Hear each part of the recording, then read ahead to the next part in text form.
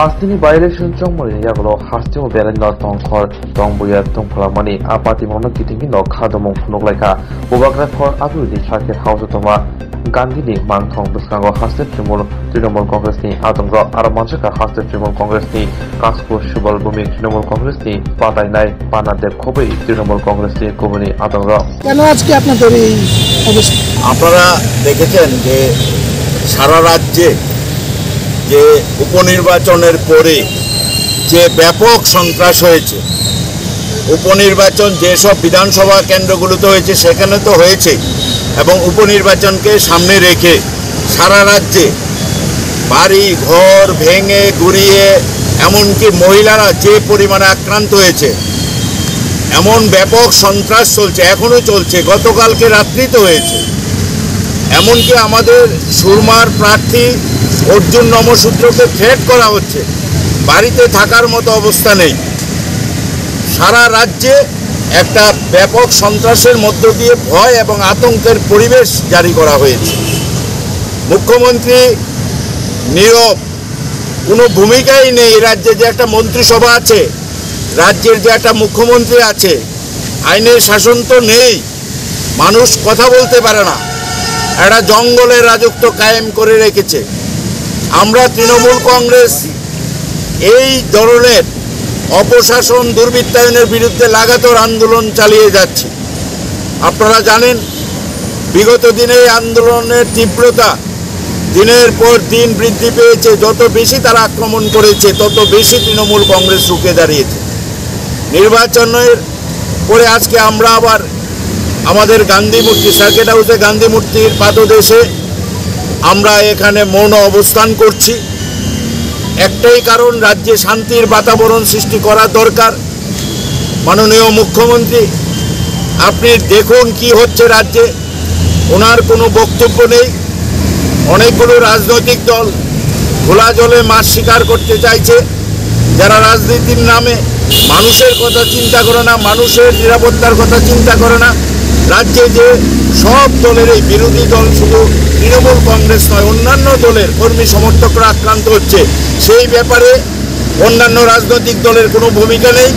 ওদের শুধু কী করে ক্ষমতায় আসা যায়, নীতিহীন আদর্শহীন একটা রাজনীতি কায়েম করার চেষ্টা চলছে।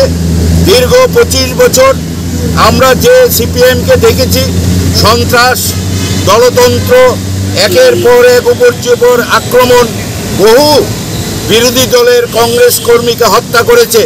আজকে আবার সেই 1978 সালের মতো আবার সিপিএমকে আবার ক্ষমতায় এনে দেওয়ার একটা প্রচেষ্টা শুরু হয়েছে। আমরা এর তীব্র বিরোধিতা করি। আমরা ভারতীয় জনতা পার্টির এই সন্ত্রাস, এই অপশাসনটা এনে দেওয়ার একটা প্রচেষ্টা শুরু হয়েছে, আমরা এর তীব্র বিরোধিতা করি। আমরা ভারতীয় জনতা পার্টির এই সন্ত্রাস, এই অপশাসন থেকে আমরা রাজ্যকে মুক্ত করতে চাই। পাশাপাশি কোনোভাবেই যাতে কমিউনিস্ট পার্টি সেই অপশাসন, দলতন্ত্র, দুর্নীতি আবার এই রাজ্যে ফিরে না আসতে পারে, তার জন্য আমরা দৃঢ় প্রতিজ্ঞ। কোনোভাবেই আমরা যেমন ভারতীয় জনতা পার্টির অপশাসনের বিরুদ্ধে, তেমনি আমরা এই রাজ্যে কমিউনিস্ট পার্টির সুদীর্ঘ দলতন্ত্র, অপশাসন, দুর্নীতির বিরুদ্ধে। আমরা চাই অবিলম্বে রাজ্যে শান্তি কায়েম হোক এবং সরকার, প্রশাসন, মুখ্যমন্ত্রী অবিলম্বে ব্যবস্থা নিয়ে এই রাজ্যের মানুষকে যাতে সুশাসন দেয়, শান্তি দেয়। একটি রাত্রেও মানুষ শান্তিতে ঘুমোতে পারছে না। এই পরিস্থিতিতে দাঁড়িয়ে আমরা আজকে গান্ধী মূর্তির পাদদেশে আমাদের এই মৌন অবস্থান আমাদের তৃণমূল কংগ্রেসের পক্ষ থেকে চলছে।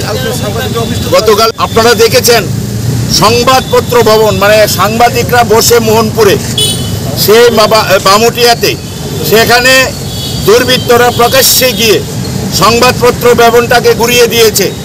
রামদা, লাঠি, সুটা, রড নিয়ে আক্রমণ করেছে। কোথাও সব অংশের মানুষ আক্রান্ত। সাংবাদিকরা, সংবাদপত্র ভবন কিছুই রেহাই পাচ্ছে না। রাজ্যে একটা জঙ্গলের রাজত্ব কায়েম হয়েছে।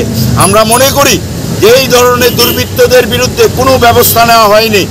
বহু ঘটনা ঘটেছে, যাদেরকে নাম ধাম দিয়ে কমপ্লেন করার পরেও একটি ঘটনার ক্ষেত্রেও রাজ্য প্রশাসন, পুলিশ প্রশাসন কোনো পদক্ষেপ নেয়নি।